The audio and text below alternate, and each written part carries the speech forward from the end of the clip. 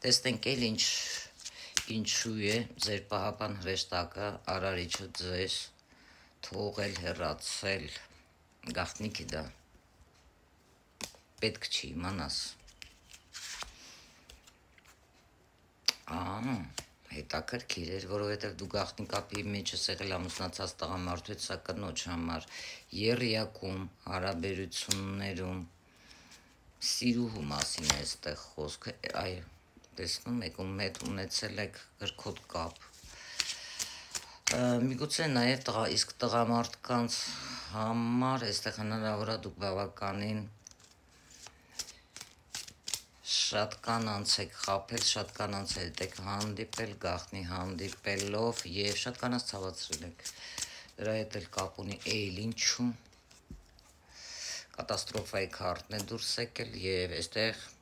Արարիչը բավականին բարկացել է ձեզ վրա, հասկանալով, որ քեզ պետք է կանգնացնի հին տաշտակին, որպեսզի դու հասկանաս, որ դու պետք է փոխվես։ Սա շատ մարդկանց համար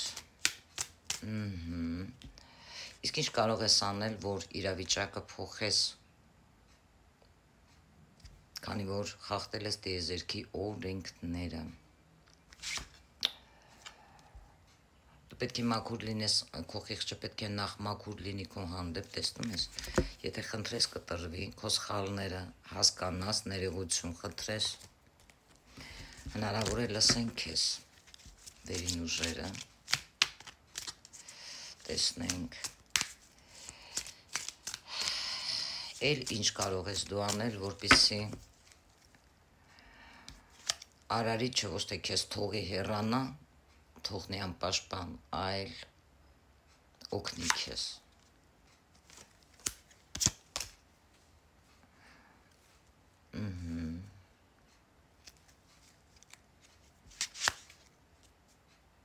Դու պետք է մաքուր լինես ինքդ քո հանդեպ, չպետք է երբեք գլուխ գովաս, որ սրան ես հաղթել, նրան ես հաղթել, գնացի, տեսա, հաղթեցի, քնեցի, ես արեցի,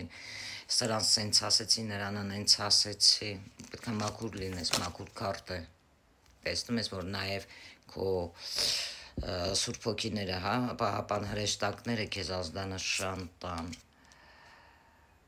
և ոչ մեկի վրա չպետք է ֆշշացնես, որովհետև վերևից ամեն ինչ տեսնում են, այդ դեպքում ձեզ մոտ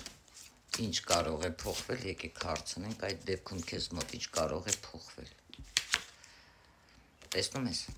լիություն, առատություն, կյանքը